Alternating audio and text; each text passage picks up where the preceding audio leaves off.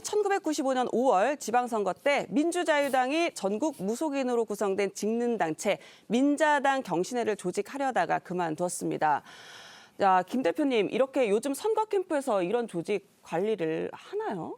요즘에는 많이 안 합니다. 근데 예전에는 그만 말씀하신 것처럼 95년도에도 지방선거 때는 그 당시 그 민주자유당에서 경신회라는 걸 만들어 가지고 이 경자가 공경할 경자의 신이에요. 그러니까 그 신을 공경하는 그런 모임이라는 뜻으로 만들어 가지고 온갖 이 대한민국에 있는 무속인들을 거기에 이제 직능단체식으로 모아놓은 것 같아요.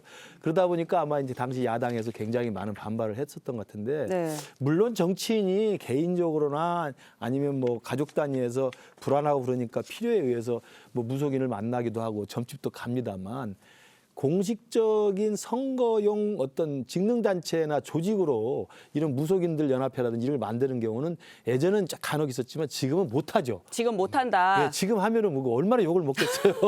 아니 저도 국회 출입할 때 뭐 정치인이 뭐 선거 때 용한 점집 갔었다. 불안하니까요. 그럼요. 그리고 뭐 예전에는 국회의원이 보좌진 뽑을 때 그거 좀 오래된 얘기긴 한데 뭐 조금 이 합을 좀 봤다 이런 얘기를 들었거든요. 그러면 이 정도면 과연 이게 오래된 정치권의 문화인가? 이런 생각도 저는 사실은 조금 개인적으로 들던데 어떤가요?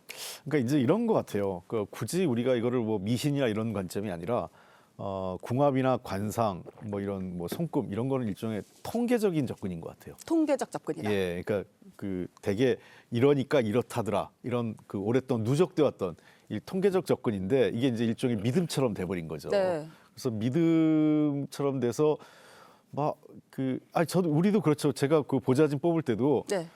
그 밑에 이제 그 먼저 우리 보좌관들이 선임 보좌관들이 서류 면접 다 하고 그래서 정리돼서 몇 명을 추려서 와요. 그러면 최종적으로 제가 인터뷰를 하는데 인터뷰할 때 그 우리는 그냥 인상이라고 그러죠. 관상이라고 안 하고 그 사람이 주는 첫 인상이랄까 뭔가 그런 거에 대한 이 느낌이 있어요.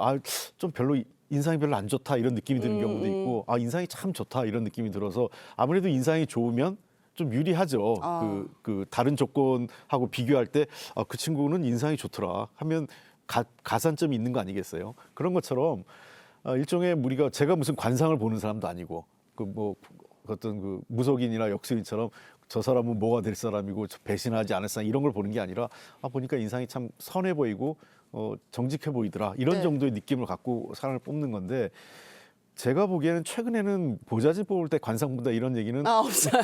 들어본 적 없고 그렇게 뽑았다는 사람을 본 적은 없습니다.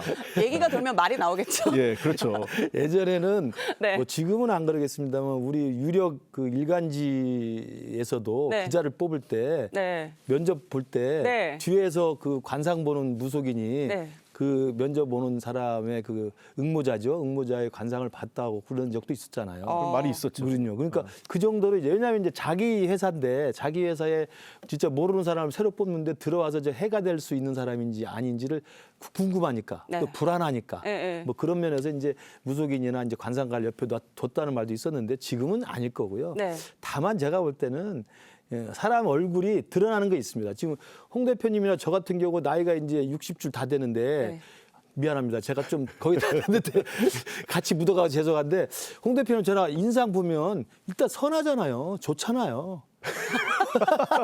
우리 성형커도 마찬가지고. 그러니까 사람이 나이 들면 그 사람이 살아온 길과 그 사람이 마음속에 있는 생각과 행동이 얼굴에 드러나는 건 분명히 있어요.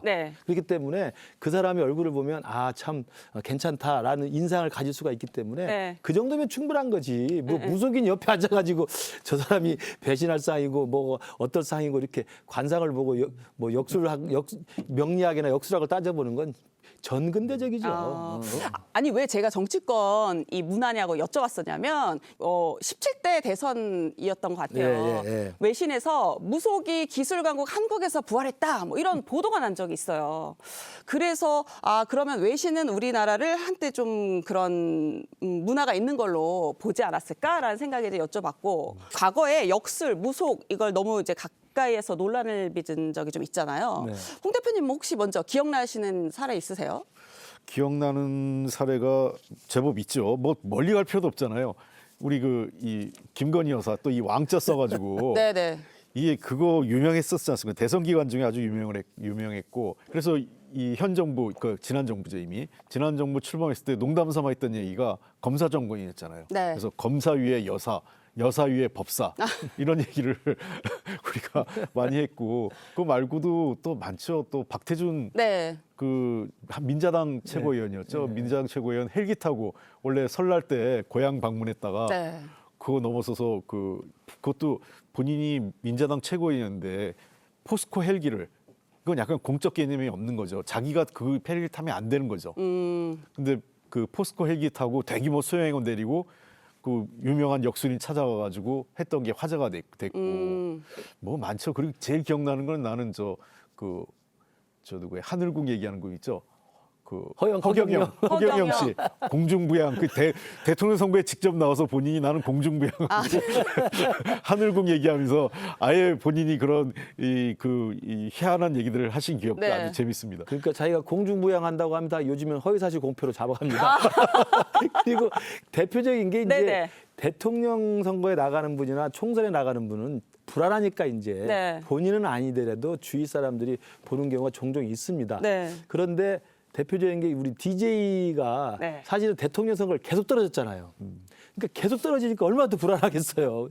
그러니까 아마 97년 결국 대선에서는 이제 됐는데 97년 대선 직전에 많이 나왔습니다만 그 선친의 묘소를 다 이장을 하지 않습니까? 네, 맞습니다. 그러니까 이것도 이제 뭐 모르겠습니다. 이게 이제 그 풍수하고 또 이 역술하고 연관이 얼마나 있는지 모르겠습니다만 그게 다 선거에 임하고 선거를 뛰어서 이길지 질지를 모르는 불안한 상황에서 주위 사람들이 그런 조금의 심리적 위안, 아까 위안 말씀하셨습니다만 위안을 얻기 위해서 그러저러한 여러 가지 것들을 좀 관심을 갖는 건데 네. 제대로 올바른 정치를 하면 전혀 그 문제되지 않습니다. 신경 안 써도 됩니다. 이 시종일관 자신감.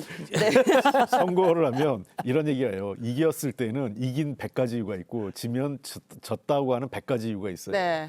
그러니까 이런 거죠. 나중에 가면 이런 아까 얘기했던 뭐 선침 묘도 이장해야 되고 뭐도 해야 되고 했어요. 근데 그런 거 안 믿하고 안 했어요. 그럼 떨어지고 나면 그런 걸 안 해서 진 거야. 이런 얘기가 이제 수두룩하게 나오니까 특히 큰 선거, 대통령 선거 이런 데면 총력전이잖아요. 네. 뭐라도 그런 얘기가 나면 안 하면 찝찝한 거예요. 그러니까 아마 유력 대선 후보 중에 김대중 대통령 경우만 얘기 아니라 그 선친 부친이나 선친의 묘를 이장한 경우는 좀 여러 맞죠? 경우가 있고요. 네, 그렇죠. 네, 그리고 무속인하고 연결된 사람도 많아요. 아니 뭐 그래서 뭐 지금 대선 후보들도 보면 명당 해가지고 당사 뭐 더 잘하시겠지만 뭐 국민의힘 같은 경우는 특정 건물에 지금 후보 예비 후보 4명인가가 입주하고 막 뭐 그렇잖아요. 캠프 명당짜리 자꾸 그러는데요. 예. 그거 다 소용없습니다. 다 소용없으니까? 그럼요. 그래서 지금 뭐 홍 대표님이나 저 같은 올바른 정도를 걷는 정치인들은 뭐 이게 일종의 지식이니까 우리 네. 자신감을 가지고 이야기하는데 저도 그래서 총선 때 또는 경선을 치렀기 때문에 경선 치르면 우리 당원들이나 우리 당직자들이 불안하죠. 그러면 뭐 이것저것 사주도 물어봐요. 그러면 저는 안 보지만 사주를 하도 귀찮으니까 저 같은 경우는 사주를 알려주면서 생시는 제가 말을 안 해줍니다.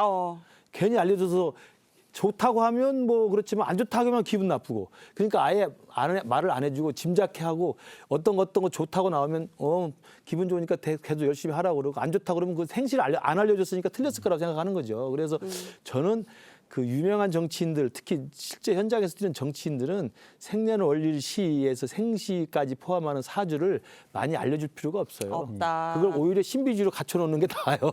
근데 이제 이런 건 있어요. 우리가 보통 선거 때 국회의원 선거 같은 경우는 예를 들면 이제 동네 미장원이나 부동산 이런 데가 굉장히 중요하거든요. 미용실 이런 데가. 예. 왜냐하면 구전 선거가 굉장히 중요해요. 택시 운전사분들 예. 이 구전 중요하듯이. 그렇죠. 그러니까 대선 때 왜 역술인이 그 간단치 않냐면 꼭 이분 말을 믿어서가 아니라 일종의 그런 사람들이 야 누가 된다고 하더라. 네. 이런 말이 확산되면 그냥 잘 모르시는 분도 그 유명 역술인이 된다고 누가 된다고 했대라는 게 근거도 없이 퍼져요. 대세인 것처럼. 예, 대세인 것처럼. 그러면은 아주 박빙의 승부에 그것도 무시할 수 없는. 그러니까 일종의 뭐랄까 그냥 과학적 데이터에 의한 여론조사는 과학적 대세론을 만든다면 그런 그 무속인을 통한 이렇게 구전은 일종의 그 심리적 대세론이랄까 그런 게 있어요. 그리고 내 표를 사표로 만들지 않겠다 해서 예, 예. 그 되는 후보한테 표를 몰아줄 수도 있다 이렇게 생각하시는 거예요?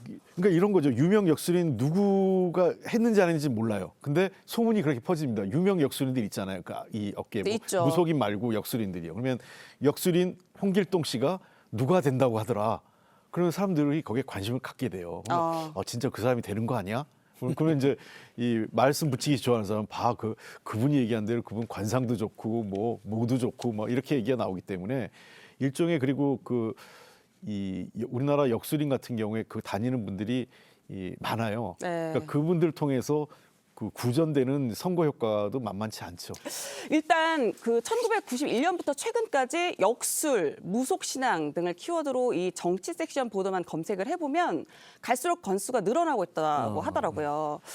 이렇게 증가하는 추세의 이유가 뭘까요, 김 실장님? 정치판의 그 불확실성 또 불안감 이런 것들이 그 본인이나 주변에 있는 사람들로 하여금 자꾸 이렇게 심리적인 위안을 얻기 위해서 마음의 안정을 찾기 위해서 점도 치고 또 유명한 뭐 법사든 무슨 뭐 역술인이 찾아가서 말을 물어보기도 하고 미래를 물어보기도 하고 이제 이렇게 위안을 받는 거죠. 최근에 그러면 더 이 불안 심리가 더 높아졌다고 봐야 높아졌죠. 할까요? 그렇죠. 뭐 때문에 그럴까요? 양쪽이 진영이 확실히 갈려가지고 극단적인 지금 정쟁을 하는데 네. 이 싸움에서는 같이 공생하고 공존하고 뭐 타협하고 조정하는 게 아니라 사즉생 뭐 생즉사 아닙니까? 상대가 죽어야 내가 사는 싸움이 됐단 말이에요. 그러니까 뭐 이건 죽기 아니면 살기로 싸우기 때문에 네. 이건 뭐 한치의 물러섬이 없는 전쟁이라서 정말 더 불안하고 더 불투명하기 때문에 많은 사람들이 거기 의존하고요. 또 하나 재미있는 현상은 이 ICT 기술하고 SNS가 확산될수록 또 점도 확산됐어요.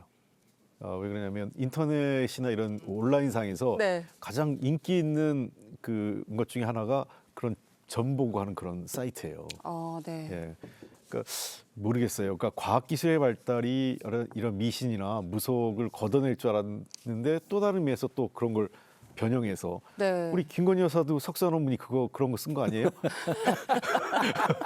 뭐 복권 뭐지 그 점 보는 거 관련돼서 뭐 유지를 발음 그대로 써. 네.